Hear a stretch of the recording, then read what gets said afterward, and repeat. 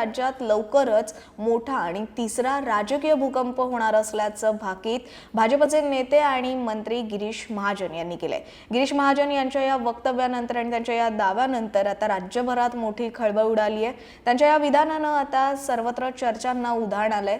झालंय असं की महाराष्ट्राच्या राजकारणात सध्या अनेक घडामोडी घडताना पाहायला मिळत आहेत। पडद्यामागे या घडामोडी सुरू आहेत आणि आगामी लोकसभा निवडणुकांच्या पार्श्वभूमीवर प्रत्येक पक्षामध्ये या हालचाली घडताना पाहायला मिळत आहेत। विरोधकांची देशभरातली जी विरोधक आहेत त्यांनी विरोधी पक्षांनी आपली एक आघाडी तयार केली। इंडिया आघाडी ही केंद्र सरकारच्या मोदी सरकारच्या विरोधात आता ही आघाडी तयार झालेली आहे।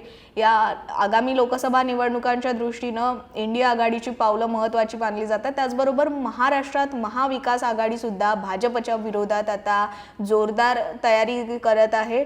आगामी निवडणुकांच्या दृष्टीने ही तयारी महत्त्वाची मानली जाते। महत्त्वाचं म्हणजे या महाविकास आघाडीची जागा वाटपासंदर्भात सध्या बैठका सुरू आहेत, चर्चा सुरू आहे। त्याचबरोबर दुसरीकडे सत्ताधारी महायुती सरकारच्या सुद्धा जागा वाटपासंदर्भात बैठका पार पडतात, पत्रकार परिषद होत आहेत आणि याच पार्श्वभूमीवर अशा या वातावरणात सध्या भाजपचे नेते आणि ग्रामविकास मंत्री गिरीश महाजन यांनी जे वक्तव्य केलंय महाराष्ट्राच्या राजकारणाबाबत, त्यामुळे आता खळबळ उडालेली आहे।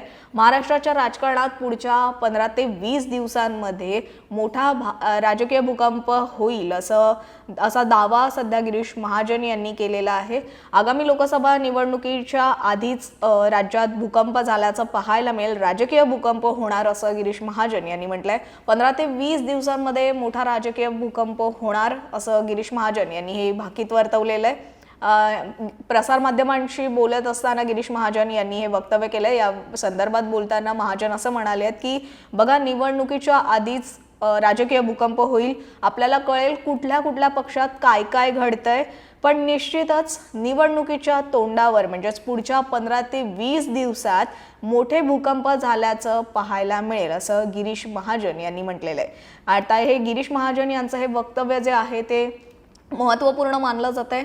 नक्की गिरीश महाजन यांच्या या वक्तव्याला का महत्त्व प्राप्त झालंय ते आता थोडक्यात समजून घेऊयात। खरं तर शिवसेना आणि राष्ट्रवादी ही राज्यातली दोन मोठे पक्ष फुटल्यानंतर आता पुढचा नंबर काँग्रेसचा लागणार असं कुठेतरी अशा चर्चा आधीपासूनच सुरू झाल्या होत्या। मागच्या अनेक दिवसांपासून या चर्चा दबक्या आवाजात किंवा इतर विरोधकांकडून या चर्चा सुरू होत्याच आणि आता त्यातच काँग्रेसचे काही ज्येष्ठ नेते असतील त्यांच्या भोवती कुठेतरी ही जी शक्यता आहे ती वर्तवण्यात येत होती।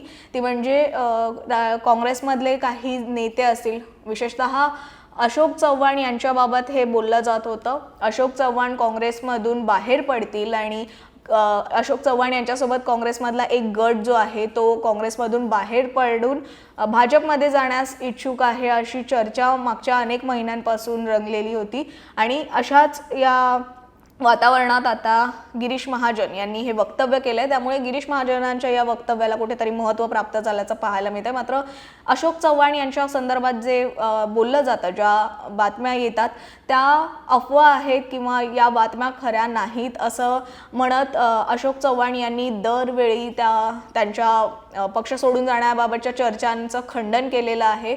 दरवेळेस अशोक चव्हाण त्या संदर्भात असंच म्हणतात की मी असं कुठलीही भूमिका आमची नाही, आम्ही काँग्रेसमध्येच राहू, आम्ही काँग्रेससाठीच लढणार वगैरे असं म्हणत अशोक चव्हाण नेहमीच अशा त्या चर्चांचं खंडन करताना पाहायला मिळतात। मात्र असं जरी असलं तरी काँग्रेसही आता राष्ट्रवादी आणि शिवसेनेपाठोपाठ काँग्रेसचाही नंबर लागू शकतो असं कुठेतरी म्हटलं जात असतानाच गिरीश महाजन यांनी हे जे वक्तव्य केलंय की 15-20 दिवसांमध्ये राजकीय भूकंप पाहायला मिळेल, त्यामुळे तिसरा राजकीय भूकंप म्हणजेच काँग्रेसमधलाच असू शकतो, काँग्रेसही फुटू शकते अशा चर्चांना सध्या उधाण आलंय गिरीश महाजनांच्या या वक्तव्यामुळे। त्याच पार्श्वभूमीवर लोकसभेच्या आधी भाजपकडून महाराष्ट्रात पुन्हा एकदा मोठा डाव टाकण्यास भाजपची तयारी सुरू आहे असंही म्हटलं जातंय। भाजप मोठा डाव टाकण्याची शक्यता आहे।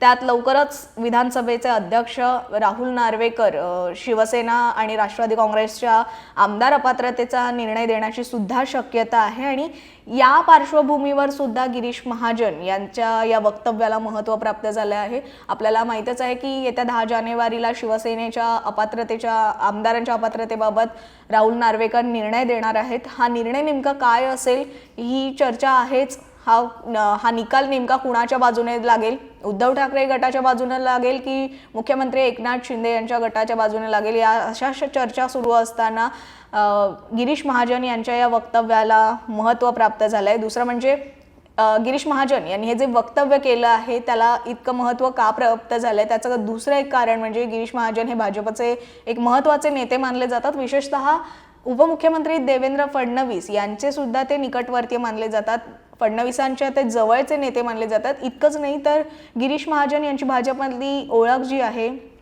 ती कुठेतरी भाजपचे संकटमोचक नेते अशी सुद्धा एक ओळख गिरीश महाजन यांची निर्माण झालेली आहे। त्यामुळे आणि देवेंद्र फडणवीस यांच्या विश्वासातले ते मानले जातात, त्यामुळे त्यांच्या या वक्तव्याला महत्त्व प्राप्त झालंय।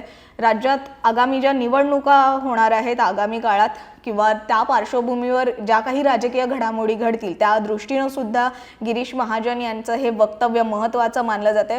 विशेषतः येत्या 10 जानेवारीला जी शिवसेना आमदार अपात्रतेच्या प्रकरणाबाबत विधानसभा अध्यक्ष राहुल नार्वेकर जो निकाल देणार आहेत, जो निकाल जाहीर करणार आहेत, तो निकाल उद्धव ठाकरे गटाच्या बाजूने लागेल की मुख्यमंत्री एकनाथ शिंदे यांच्या गटाच्या बाजूने लागेल, याबाबत जर का हा निकाल जर आहे तर समजा उद्धव ठाकरे गटाच्या बाजूने हा निकाल लागला तर यानंतर मात्र मुख्यमंत्री एकनाथ शिंदे यांच्या शिवसेनेला मोठा फटका बसणार आहे। इतकंच नाही तर कदाचित हे सरकार जे आहे महायुतीचं सरकार ते सुद्धा कोसळण्याची शक्यता वर्तवण्यात येते। एकनाथ शिंदे यांच्यासह जे 16 आमदार आहेत शिवसेनेतले ते तर अपात्र जर समजा ठरले, जर हा निकाल उद्धव ठाकरे गटाच्या बाजूने लागला तर अर्थात हे 16 आमदार अपात्र ठरतील आणि त्यामुळे कुठेतरी सरकारवर याचा फटका बसण्याची शक्यता आहे।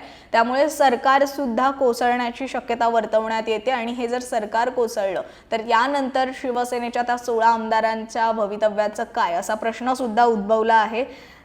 शिंदे सरकारही कोसळू शकतं, पण निकाल जर का एकनाथ शिंदे यांच्या शिवसेनेच्या बाजूने लागला तर मात्र हे जे सरकार आहे सध्याचं ते सरकार पुढची राहिलेला त्यांचा कार्यकाळ असाच पूर्ण करू शकतं। हे सरकार त्यांचा कार्यकाळ पूर्ण करेल किंवा अपात्रतेच्या प्रकरणाआधीच गिरीश महाजन यांनी हे जे वक्तव्य केलंय त्यामुळे त्यांच्या या वक्तव्याला आता महत्त्व प्राप्त झालंय। नेमकं 15 ते 20 दिवसात काय घडणार, गिरीश महाजन यांनी जो दावा केला आहे त्याप्रमाणे नक्कीच असं काही घडणार की असं काही नसेल हे पाहणं महत्त्वाचं असेल।